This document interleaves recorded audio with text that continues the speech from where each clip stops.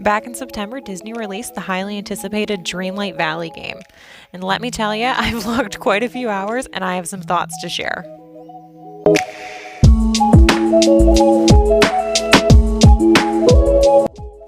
Hey everyone, it's Ella here and welcome to the channel. So let's get into my real thoughts on the truth about Disney's Dreamlight Valley. So there's absolutely no hiding it. Anyone who knows me knows I am a diehard Disney fan. Love everything about it. So I was super excited when the trailer came out for this game. And like most people, I kind of wondered, would this live up to the expectation? Because let me tell you, there was a lot of buzz around this first coming out. So this was actually the first game I've ever pre-ordered, also the first game I've ever played in early access. And let me tell you, I really came to understand what the meaning of early access was in all the hours I've logged. So all excited, I went ahead, purchased the deluxe edition. Did I need the deluxe edition? No. Once I got into the world, I really realized how much you don't necessarily need the deluxe edition. The standard would kind of do you just as well. But that's all right, I'm not mad at it. I've certainly gotten my money's worth. So first things first, let's talk about the world and the story of the game. This world is built out in such a thoughtful way that you can really tell a lot of time was spent making sure that everything lined up to go exactly with the story. And this story has so much depth behind it that I really wasn't expecting. Each character plays their own very specific role that matches their personality. And I mean, who doesn't want to walk down the street and see their favorite Disney characters? And let's be honest, I am so excited to see who they add in the future. Aside from the Disney title, I think something that's really drawing people into this game is it has a very homey, familiar type of feeling towards it. This is something that it seems like it's a mix between Animal Crossing, maybe Minecraft, and a little bit of RPG in here as well, because it really does have a very well planned out storyline. But it has those other features like your villagers that you can befriend, you can go to their houses, you can do crafting and make all sorts of stuff out of items that you find around.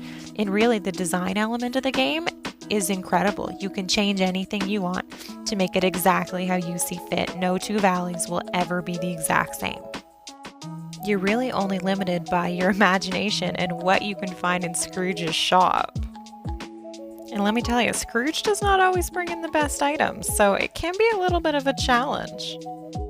Really, the best part of this game for me is it really transports you to a different world, somewheres where you don't necessarily have all those responsibilities and things that you need to get done. It's somewheres you can be creative and free and really enjoy your time. Spend it having some very nostalgic moments with these characters that you grew up with and really kind of just explore this brand new world. So now that we've talked about all the great things that I love about Disney's Dreamlight Valley, we need to talk about the other side of that coin. And let me tell you, there are some things that we do need to talk about here. Number one thing is that the game is still in early access. And like I said earlier, I learned a lot about what early access means. I sure did. So the game being in early access, there are still some bugs that they're working through. There's some things that have changed in the game throughout the time we've played. We've seen locations change. So there was a waterfall, went from one spot to another. We saw Moana's level 10 friendship dress that changed colors from the original. It's now blue. But the number one thing that is really kind of hindering the experience at this point, I'm playing on Nintendo Switch, and there is a serious issue with the game crashing unexpectedly, causing you to lose some progress.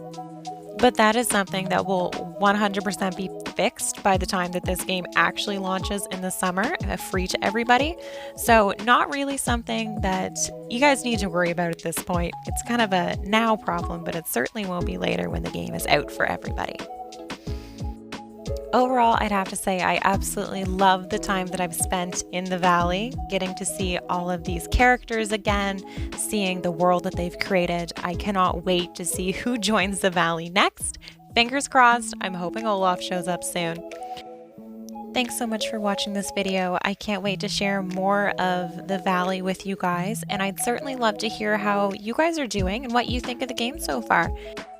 I'd love to hear your thoughts in the comments. Hopefully I'll see you on the next video. Don't forget to subscribe. Bye.